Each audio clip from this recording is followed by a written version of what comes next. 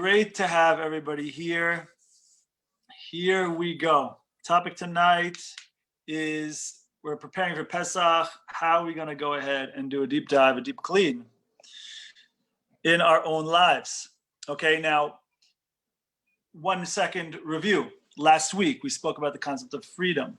We spoke last week about how when we're talking about freedom, we're talking about a certain level of consciousness, a certain level of awareness, a certain level of freeing myself from myself. We're talking about how we find at the beginning of the Jewish people, whether it be as a family, whether it be as a nation, where we're talking about by the times of Abraham, by the times of the Jewish people in Egypt, we find that there's the same theme, which is busting free, breaking free. And that's what we spoke about last week. Right? We spoke about how Abraham, it says, that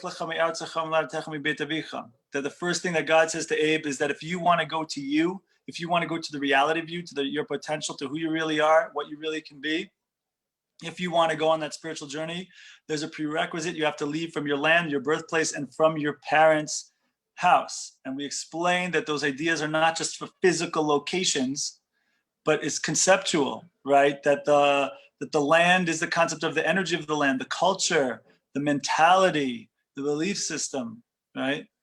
And we said that the birthplace is, again, not just a place, but also we're all born in a certain place. We all have certain natural genetic predispositions that we feel like we want to go in one way or another, respond in one way or another. And that might come biologically, that might come naturally, that might have been passed down. You know that when we get an inheritance, people, a lot of times we talk about inheritance, we think in cash money. And that's true. But way before you get anyone gets a hold of that, you get an emotional inheritance that you also have been bequeathed with.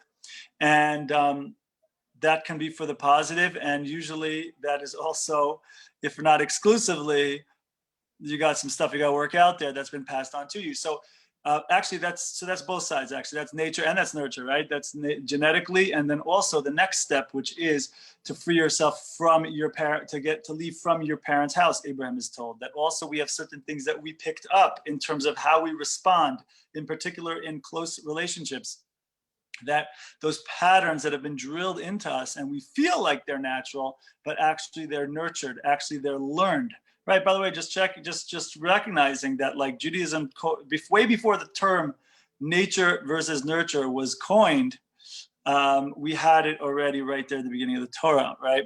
That if a person wants to free themselves, we all have those Egypts in our lives that we need to free ourselves from. That's where all journeys begin. And so we spoke about this last week in depth. If anyone wants the recording, you are welcome to find me, message me, or you can message the Lighthouse, and I'm sure they'll be happy to send it out. What I want to do with you guys now is to get more into the details of it, just the different categories of our life that need this deep cleaning or need this decluttering, right? And let's just be clear. I got the disclaimer. Okay, no, Passover cleaning is not about decluttering your house. It's not spring cleaning. Okay, I had to say that, right? That's not what we're talking about. We're talking about, in halacha and Jewish law, it means we're searching specifically for chametz, for leavened bread, for pieces of it or whatever, right? And anything that's like it. Fine.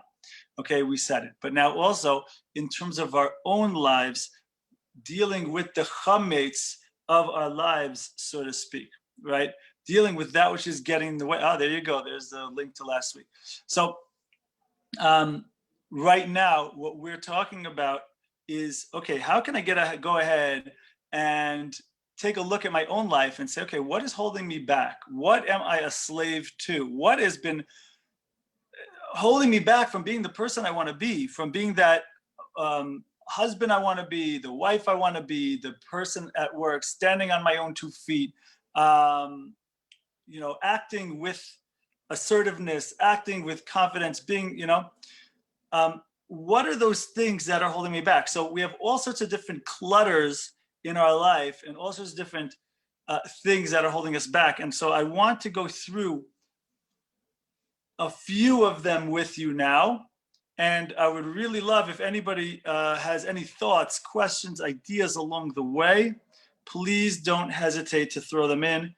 It will definitely be helpful. If you don't throw them in, then we're going to go through this real quick, and then it'll be like, all right, 5 minutes, an hour. Okay.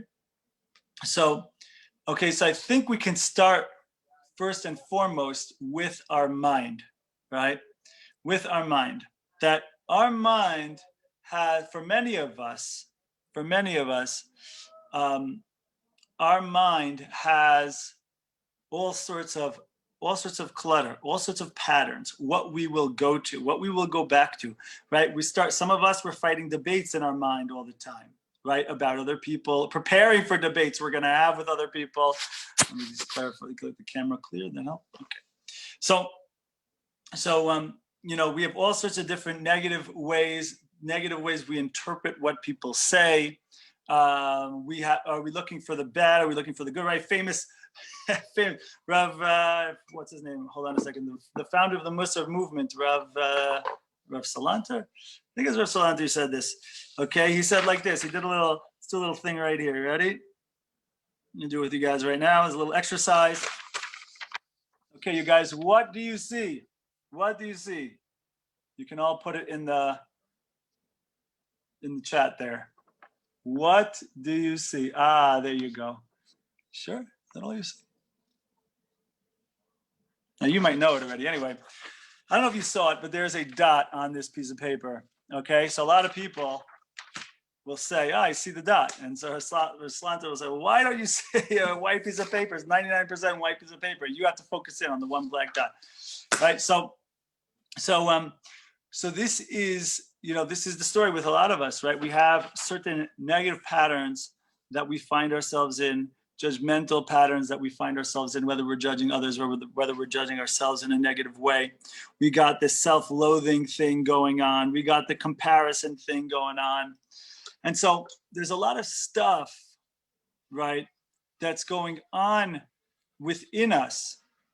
And there's a part of us that doesn't want to let it go, by the way. There's a part of us that doesn't want to let it go. And that, Kabbalistically, we could say that is the Amalek within you. Amalek famously is the one who's basically out for our the side of us that's out for our self-destruction, right?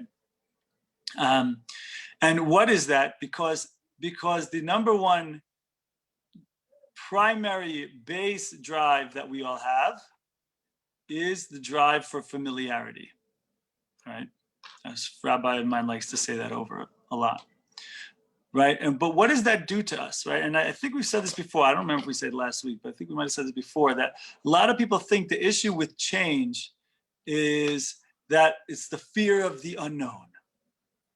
But I think it's a better conception of it is it's really not a fear of the unknown. It's a fear of the death of the known. Right. That if I go ahead and actually make a change in my mentality, so there's a certain loss of control in that. There's a certain loss of self in that, because there's a certain death of self in that, because wherever you're at right now, it means that won't exist anymore. So there's the lower side of you feels like it's holding on and fighting for survival, right? It's like imagine if someone who's maybe in pain, some level of pain, or what have you, and they're involved with alcohol. Let's use alcohol as an example. So imagine this guy, he can't get past the alcohol. And like everyone around him is like, dude, just put down the freaking bottle. And there's a whole new life on the other side of that bottle. If you just put down the bottle, it's going to be, you're just like, this thing's been stopping you and it's been holding you back, and it keeps you get a job, then you lose it because of different things that are the effects of having alcohol in your life too much, right?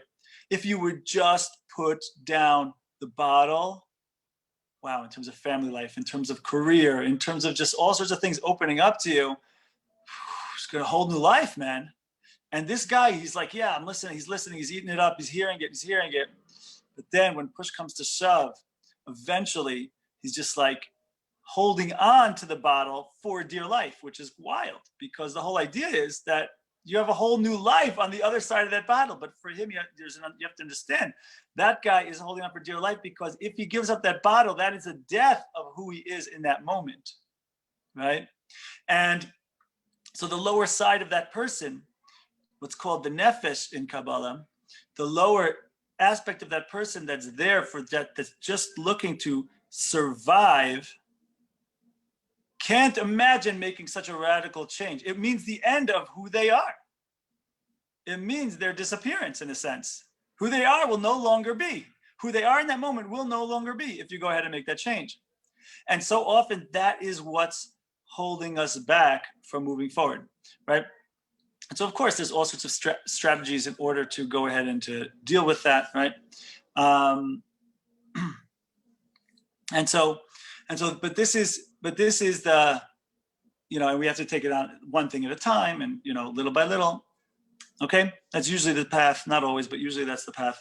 And so what that means is also with all of our issues to recognize that, like, hold on a second, if I want to go ahead and make a change, if I want to be a new person, if I want to go ahead and declutter my mind, right, it means recognizing these patterns, recognizing these characteristics, right? Because that's what happens. At first, we do some things enough times, it becomes a pattern, and then from there, it becomes a characteristic, and then from there, if we keep with it, it becomes our personality. Right? And so to be able to deconstruct that and to be able to catch ourselves in those moments, not being the person that we want to be, right? Not thinking the way we want to think. Catch ourselves and be like, hold on a second, am I going to an extreme way of thinking, right? Am I being over the top? Is this serving me anyway, right? Wouldn't I be better off if I take a different path, right? In terms of my neural pathways, in terms of how I'm thinking, right? And so this is when we go ahead and we do, when we go ahead and we start getting conscious of these things, we can catch ourselves, right? And if we want to get even deeper, we could say, okay, where does it come from that I even have these thoughts? Where does it come from that this is where my mind goes to? Because there's another guy over there. His mind doesn't go there, right? So why does my mind go to this place? And so we can come up with things. There are ways to do that. It's a longer therapeutic class, perhaps, thinking about going back to childhood and where we start to feel, we had this feeling before and all that kind of jazz. We're not going to do all that stuff now. But point is, though, this is the beginning of, again, cleaning out ourselves, that deep clean, that deep cluttering of Passover, okay? So that is the first thing. And so really the tikkun, the rectification to all of this, at first is to replace our extreme irrational thoughts when we go way over the top, right? When we start saying, oh, he always, or she always, he never, she never, right? Always and never, right? Usually doesn't do us any good, right? And we go to something that's a little bit more rational, right? Which usually means staying in the moment and not attaching it to some bigger extreme, not attaching it and making it, oh, it's the principle of the matter, right? Usually the principle of the matter causes you problems.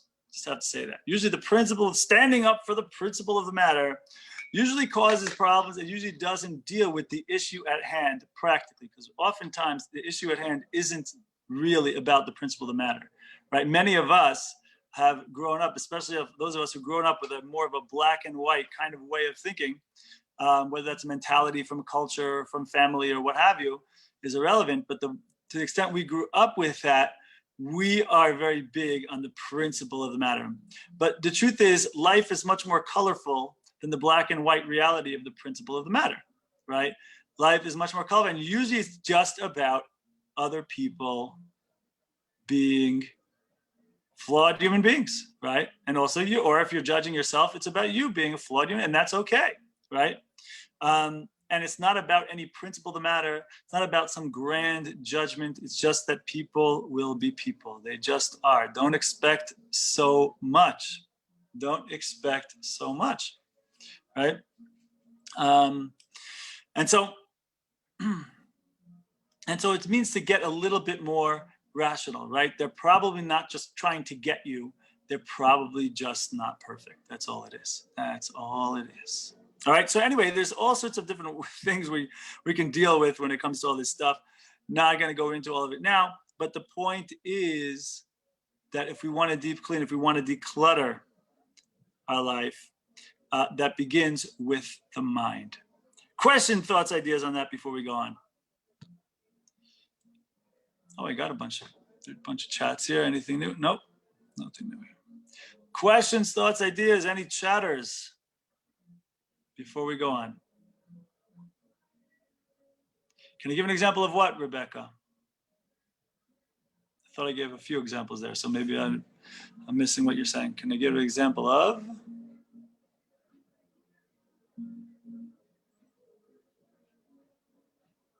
Don't know. Okay, here we go. Like self-love regarding not judging yourselves.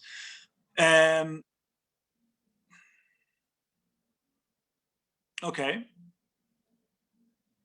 Okay, so let's say a person is,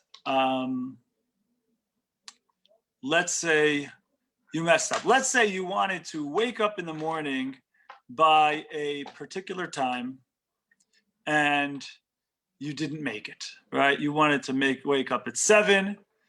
You even set the alarm, this, that, whatever, didn't make it, right? So you can take that moment that you didn't reach your goal and attach it to every other time in your life where you, quote, let yourself down or someone else down, and you can judge yourself extremely harshly for that. And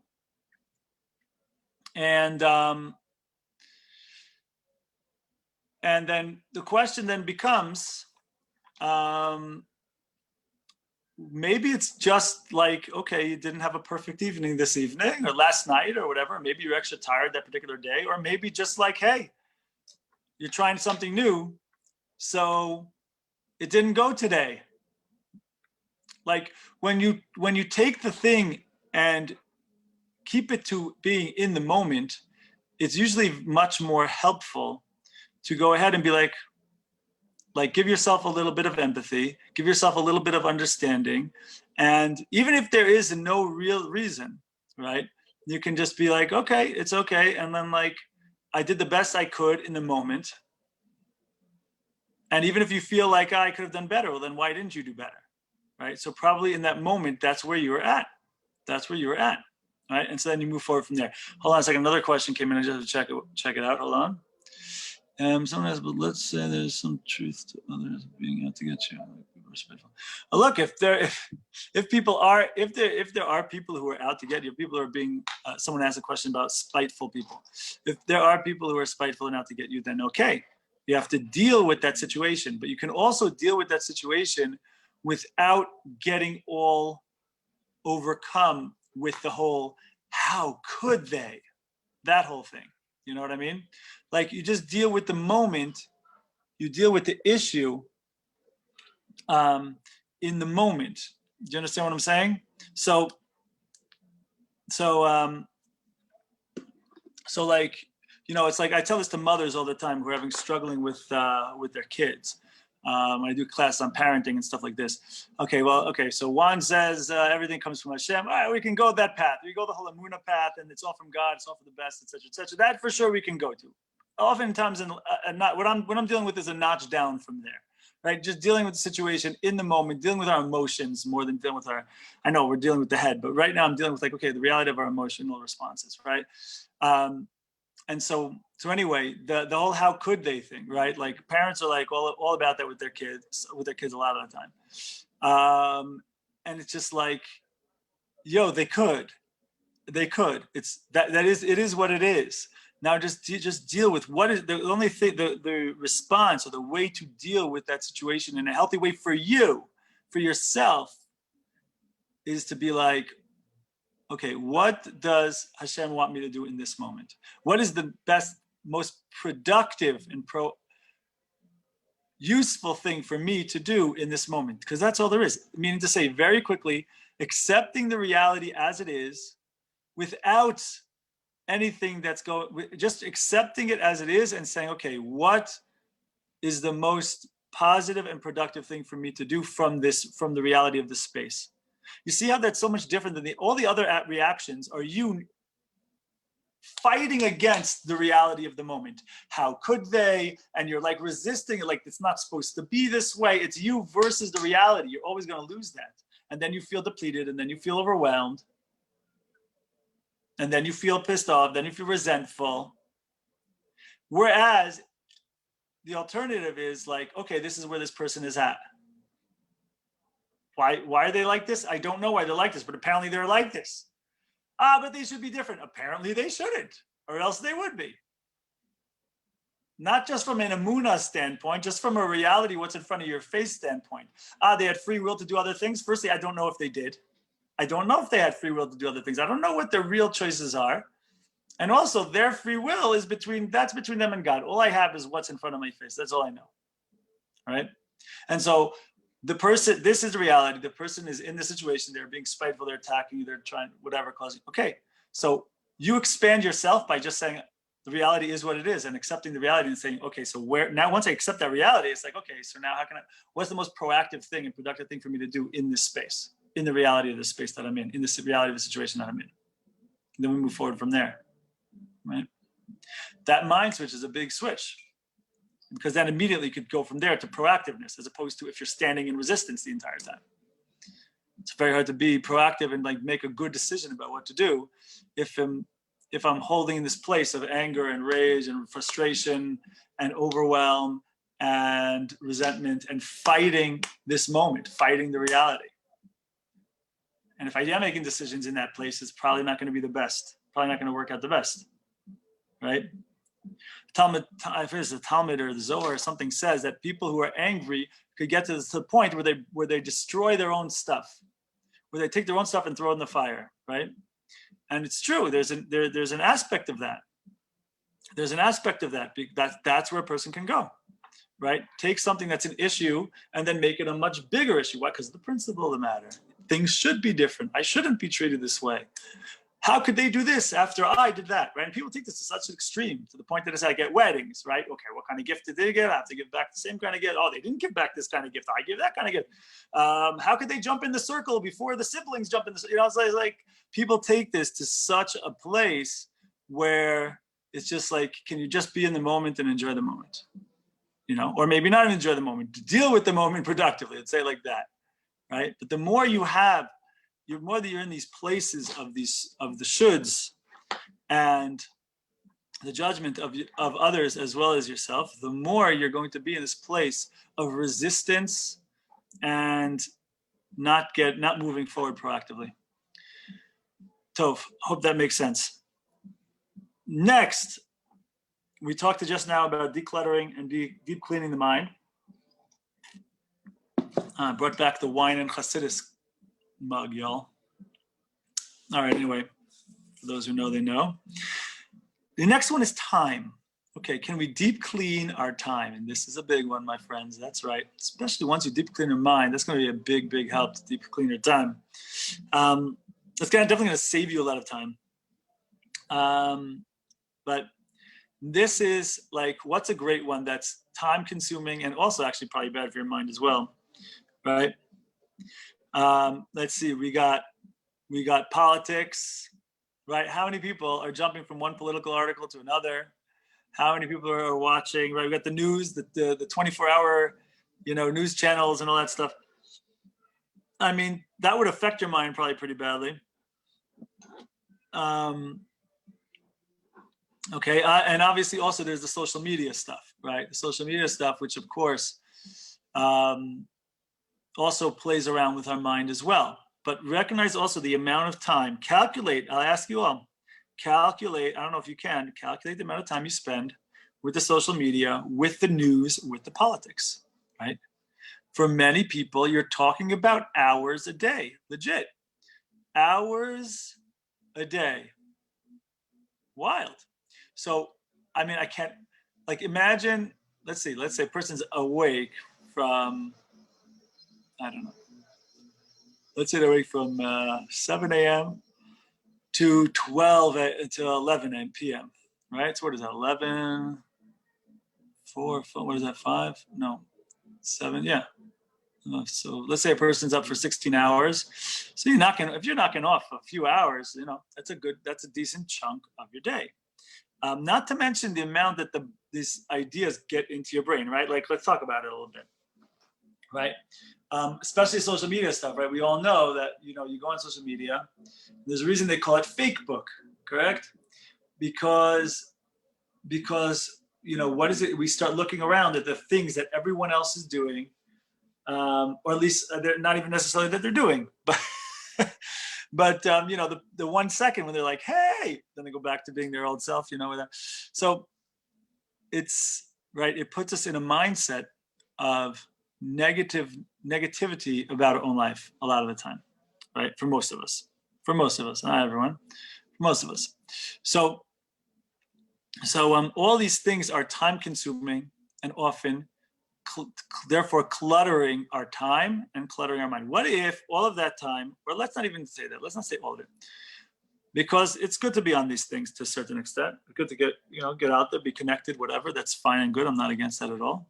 I do it myself, but to go on there, say what you want to say, do what you want to do, like real quick or whatever, and then get off. How about that? Like, for example, there's a famous writer, what's his name? Tim Ferriss, 4 Hour Work Week, and he has a few other books as well. He says, don't get on the internet, don't check your email, check your email twice a day. I'm sure he says the same thing about social media as well. Twice a day. He says, I think 11 a.m. and 4 p.m. or 7 p.m. I forget the other time, right? There's no need to be on more than that, right? There's no need to be on more than that. So person, go on, do your thing, spend your 20 minutes or whatever you need, or maybe even an hour on things that are worthwhile. Business, he's talking about business, right? So to get on there for that amount for at certain times, he also says not to get on in the morning because it's bad for that you have your most creative energy in the morning, which actually Judaism also says a similar idea. There's more chesed in the morning. Those morning hours are more conducive to chesed, into having an expanded consciousness. So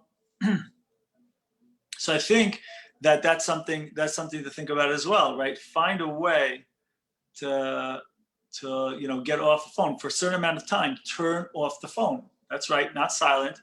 Turn off the phone. Imagine that. Imagine turning off the phone for an hour. Right? For many of us, right?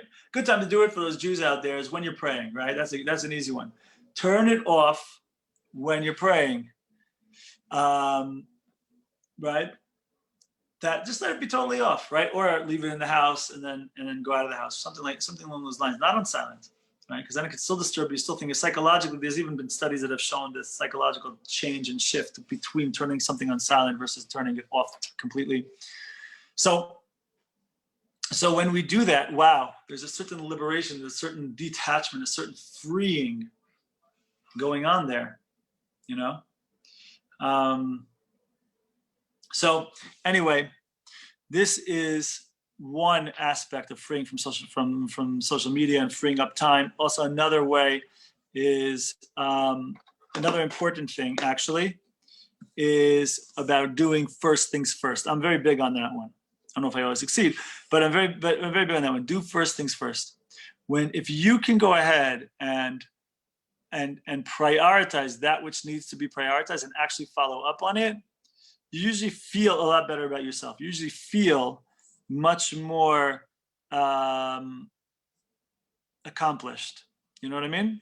And I think that's a big one. And it helps. All these things also end up being good for your mental health and the amount of energy you are storing and taking in versus what you are giving out and depleting yourself, you know? So that's one thing. Another thing having to do with time is get honest with yourself about the tasks that you do have. Get honest about taking longer than necessary when you are fulfilling those tasks, right? What's really going on there? How much time is really being wasted and being, bombarded with all sorts of different other things? And a lot of times that's the phone, right? But really, why does it take you, I'm not sure what the example would be, but why does it take you, let's say, to get from one place to another, X amount of time, 40 minutes, if it only is really a 20-minute walk, right? So what happened? You stopped somewhere, you looked at your phone, you did this, you did that, and then it ends up taking longer. All right, so think about that. Or you messed around with, playing other games or something like this on the phone, don't know what. But a lot of times things are taking longer than they really need to take. It's inefficient and it's getting in the way of us living out our life. Again, imagine we shut off the phone for a certain amount of time and actually worked on something that was our purpose, worked on something that was meaningful or made a difference, right? If we actually go ahead and build our own thing, right? build, right? Instead of becoming, you start posting on social media about what everyone else is doing, what everyone else is saying, instead of actually doing something or creating something on your own, right? All right. Questions, by the way, on that, on the whole section of time and everything we just said. Questions, thoughts, ideas.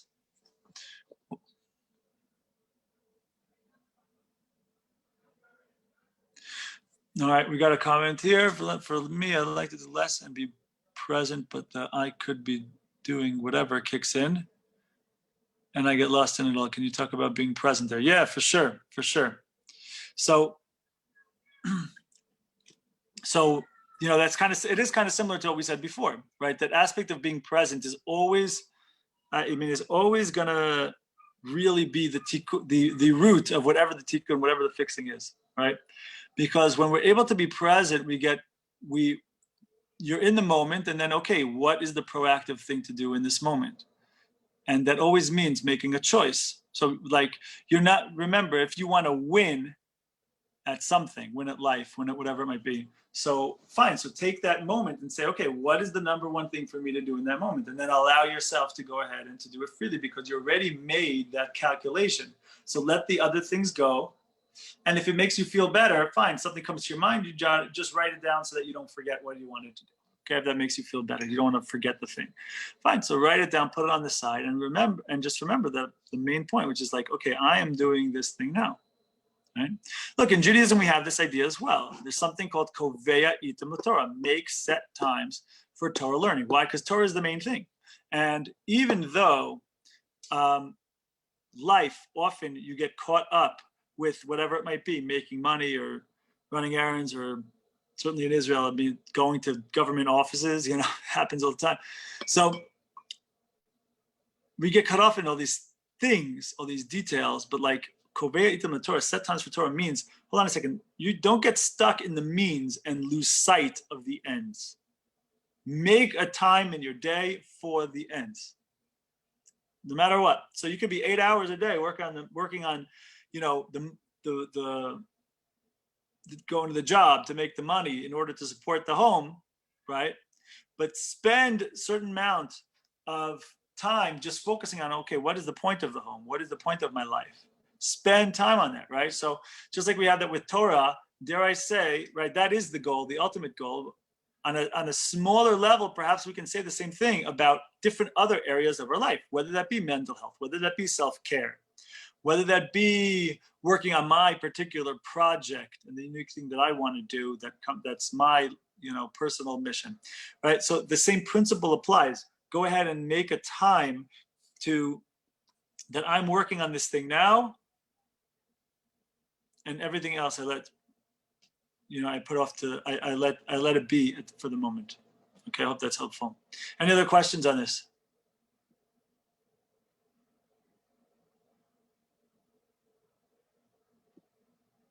All right, fine. Next level I wanted to speak about is relationships. Decluttering relationships. Here we go. All right, hold on a second. What about doing less? Like, how do you not feel guilty about this? It's very simple. When you feel that feeling of overwhelm, you have to write, I guess I'm not so simple. It takes some self-knowledge, okay? When you feel that feeling of overwhelm, like in the end, you're just gonna not be able to do anything. So you gotta put something down, right? Okay, so it's like, imagine a person who's in the gym and they try to lift weights, right? And they see that they've exerted themselves too much. So they realize, okay, I gotta take a step back.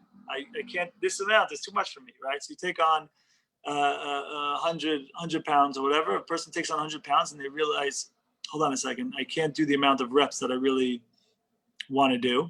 So they have to put that down and use less weights or do less reps, right? Really, ideally, probably use less weights, do more reps. That's, I think, what they say. So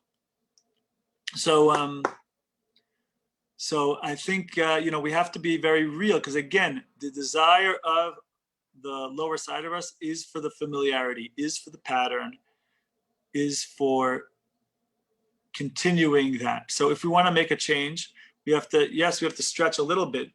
We have to recognize that we have to take on 1 to 2 things at a time, perhaps 1 to 3 things at a time. But that's really it. And so I'd rather you make a permanent change in one area than no change in a lot of areas, right? And so, okay, which thing should that be? That depends on you. That depends on you. You have to feel what resonates for you at that particular time. So, next level over is our relationships. We spoke about mind, we spoke about time. I want to talk about now deep cleaning relationships, right? That means, let's start, we have different types of relationships in life. We have toxic, toxic relationships, right? What does a toxic relationship mean? It means it can mean a lot of things. But for one thing, most people know what they feel a toxic relationship to be, right? Is there someone who is always bringing you down?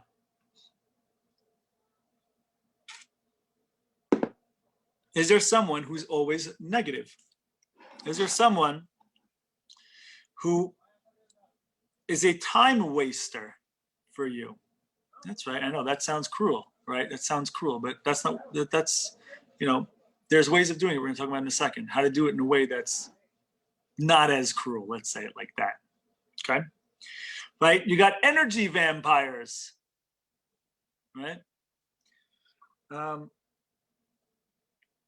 Then there's also the people who are not attached to you, quite the opposite. You're attached to them, right? To be able to let go of people who you keep looking for their approval and hoping that they'll notice you, right? Can you hear the idea that all of this is taking away from your life? Everything I just said there is taking away from your life. And it's not just about, I'm going to extend myself and do a kindness because this person needs me, even though they're, that's not what I'm talking about. That's fine. You extended yourself. It's healthy. It's normal. Fine. If you're feeling resentful, if you're feeling like this person's a burden, if you're feeling that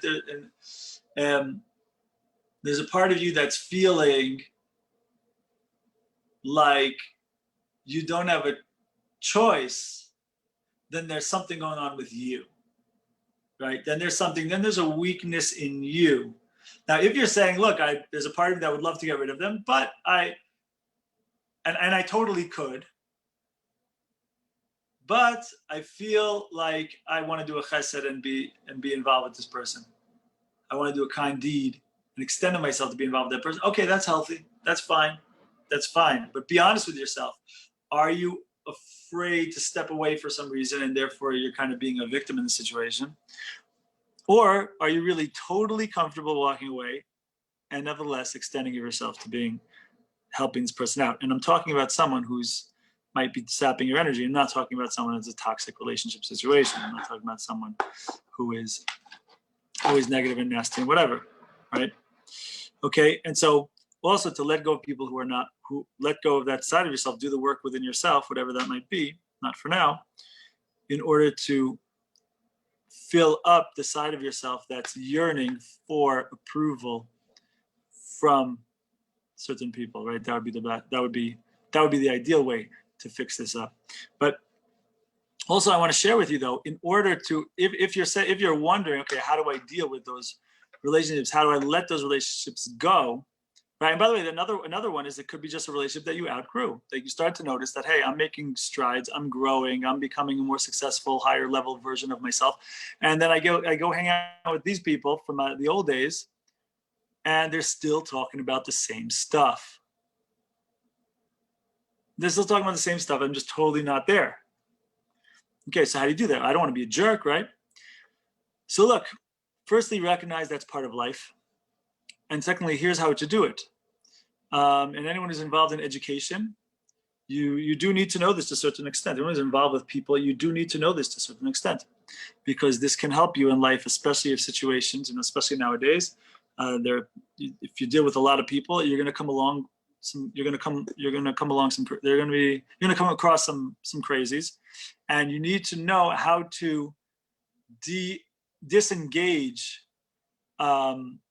with people sometimes like that, because they could be a danger to your life. They can make claims, all sorts of negative claims on you and all sorts of stuff. And so you do have to know how to do that for those purposes, I'm sorry to say. And so one excellent way of doing it, I think, is what I like to call fizzle out the relationship. What do I mean by that? Person's in contact with you every day, let's say. Let's say the person's in contact with you every day. Okay, so why do you have to respond to them within 2 hours? Right? Start to respond to them less often, right? So instead of, if you've been up to now responding to them every 2-3 hours, start responding to them every 6 hours or 8 hours, right? Let that go on for a little bit, a couple of days, maybe a week. And then, okay, you respond to them. Then they write you respond to them the next day. Or they call you, you miss their call. Instead of calling them back 3 hours later, you call them back the following day, right? And you do that gradually, okay? Take your time with it. And you do it gradually. 6 weeks already, you can already be in a place where you're in touch once a week. You know what I'm saying? Maybe even quicker than that. Maybe once a month, whatever. You can fizzle out relationships that way and get them to a place where you'd like them to be. Now, that, by the way, that's also might be for people who, again, they're not people who are dangerous to your life, but people who just, you're looking to, you just, the relationship is becoming something that's more like a burden on you. And it's something that you want to, you like the person, you want to, you do want to stay friends with the person, but it's something that's bringing you down in one way or another, whether that be bringing you down, whether it be,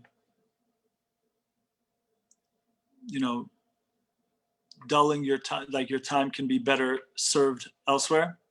And just, so it's, in many ways, it's wasting your time. I know that's harsh to say. It's like, oh, what kind of jerk? Be a nice guy, hang out with them. It's like, okay, hang out with them sometimes, but the extent of where the relationship was not where you want to be, right? So you can do a similar thing, you can do a similar kind of thing with this as well, as I just said, right? And just get it to a place that you want it to be, whether it's every few days, whether it's, once a week, being in touch once a week, whatever it might be. Okay, so anyway, that's what I got to say about relationships off the top of my head. Questions, thoughts, ideas on the relationship aspect that we just said, and decluttering and deep cleaning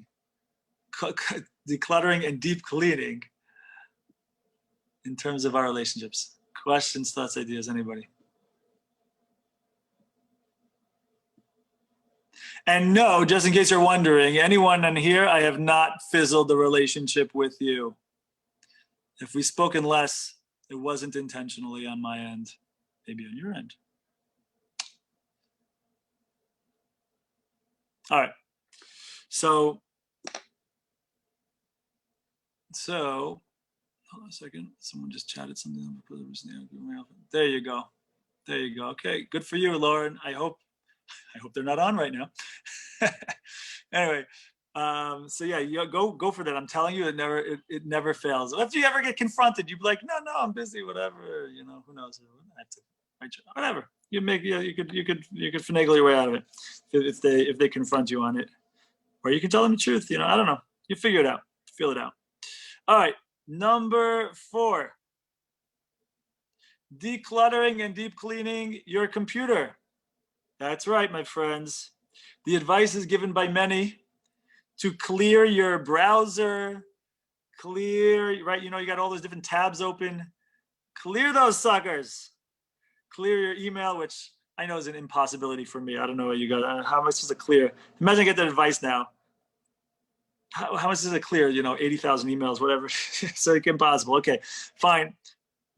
Anyway, no, don't clear it. You need a lot of times information, but I don't know. However you sort your email, And this is a good one, though. Unsubscribe from lists.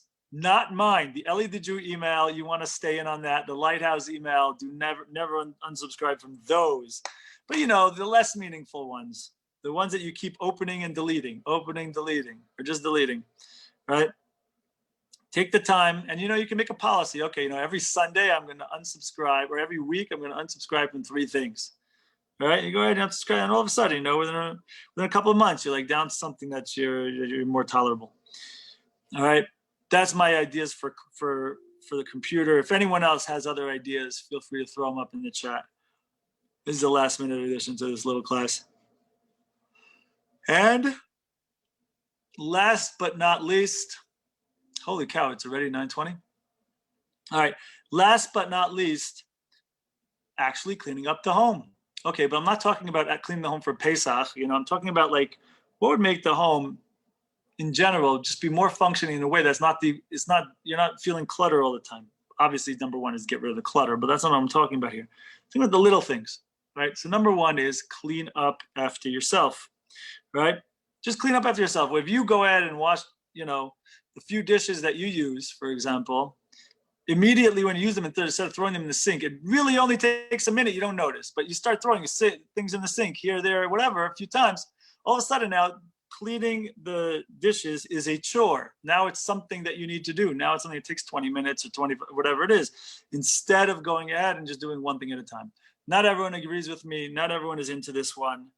I'm into this one big time, but not everyone is into this one. I understand that. There are other opinions on this matter. Just my personal thought. Another one is also just in general, small chores to do things here, to do just different spotted things. Take 12 minutes here or 12 minutes there. And if you do that, right, this is what I tell husbands when they come home after a day out, after a day at work or whatever it might be, take the first 10 minutes you walk in and just to be proactive in the house, do something. Firstly, it makes you into more of a giver, that you're supposed to enter the house looking to give. You're supposed to walk into the house feeling I'm on, as opposed to thinking I'm going to walk into the house and I'm off. I'm going to plop into my couch and everyone's going to serve me. That actually is in Jewish law, that you shouldn't be like that. That you should walk in feeling like walk on and walk in and bring energy into the house in a proactive way. Also, of course, it makes the wife feel, assuming that the wife is taking care of the home, it makes her feel like she's not alone and that she's not taken for granted and that you're part of the situation. And I know the obvious man answer, which is, hold on a second, how much is she at work helping me with 10 minutes of work at work? Fine, okay, there's no answer to that. Just this is what works for many, many people, so just take it. Remove another. This is a big one for this is legit for decluttering. Remove things you're keeping in case you'll need it one day. You ever say that? Well, maybe I'm gonna need that thing one day. Man, you know how many of those things I've thrown out lately, and it's very liberating. So that's a big one as well. That's a big one as well, right? In case you need it one day. And so, yeah, sometimes that's going to bite you in the end because you will need it. But the vast majority of the time you won't. And to keep all that junk around because of the few pieces of junk that you're one day going to use or one day going to need, it's not a good trade-off. It's not a good trade-off for most people, certainly not in this house. It's not a good trade-off. So that's just something to think about. And so anyway, remember a phrase that I recently heard, which is clutter is born from postponed decisions. That's for cleaning. All right, think about that. Actually, it's really all these things. Clutter is born from postponed decisions. Meditate on that one for a while, friends. Clutter is born from postponed decisions. Am I going to need this thing? Am I not going to need this? Maybe I'll need it. Right? Do I want this person in my life? Do I not? I do want to get rid of them, but I'm not ready to. I'm afraid. It's all balking at the situation. I want to do something, but then I hold myself back. Right? So, anyway, I know I should be doing something different, but then right? I know I shouldn't be continue scrolling for the next 45 minutes, but and I keep meaning to get up, but I don't. It's all born. All of this stuff that stops us, it's all born from postponed decisions, from postponed action, postponed making decision one way or another and moving forward. Tov, so my friends, I hope this is helpful. And yeah, let me know. I mean, I don't, this is actually a new topic for me to speak about. I just really put this together recently. So, let me know your thoughts. EllieTheJew @gmail.com. My friends, have yourselves a wonderful day and wonderful week. Peace.